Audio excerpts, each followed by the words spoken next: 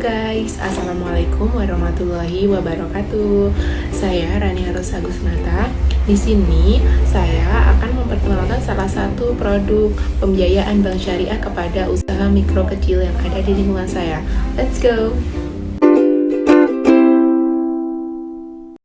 Di sini saya memberikan penjelasan mengenai salah satu produk pembiayaan bank syariah, yaitu Gadai Syariah, melalui video penjelasan yang saya buat.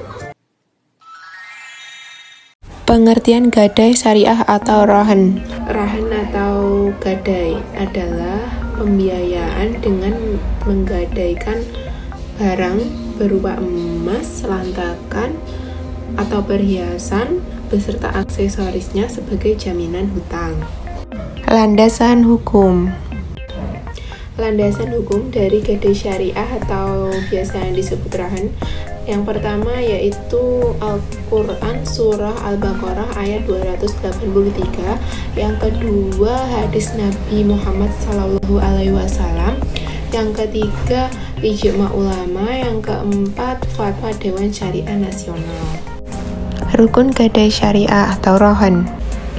Rukun dari Gadai Syariah atau Rohan yang pertama rahin atau yang menggadaikan, yang kedua murtahin atau yang menerima gadai, yang ketiga marhun atau barang yang digadaikan, yang keempat marhun bih atau hutang, yang kelima sihat atau ijab dan qabul.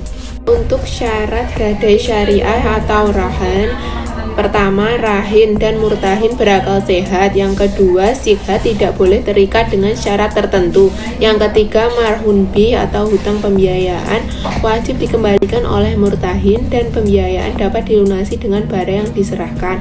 Yang keempat, marhun atau barang harus bisa dijual dan memiliki nilai milik sah dari rahin dan dapat dikuasai secara hukum. Prosedur pinjaman. Prosedur pinjaman Rohan. Yang pertama, untuk dapat memperoleh layanan dari Pegadaian Syariah, masyarakat hanya cukup menyerahkan harta geraknya seperti emas, berlian, kendaraan, dan lain-lain. Yang kedua, kemudian staf penaksiran akan menentukan nilai taksiran barang bergerak tersebut yang akan dijadikan sebagai patokan perhitungan pengenaan sewa simpanan dan plafon uang pinjaman yang dapat diberikan.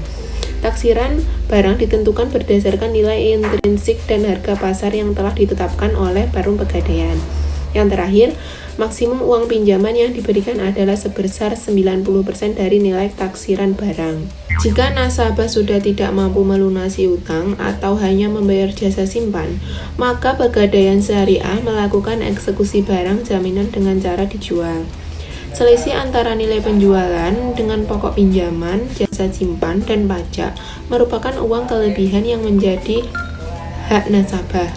Nasabah diberi kesempatan selama 1 tahun untuk mengambil kelebihan uang, dan jika dalam 1 tahun ternyata nasabah tidak mengambil uang tersebut, Pegadaian Syariah akan menyerahkan kelebihan uang kepada Badan Amil Zakat sebagai ZIS.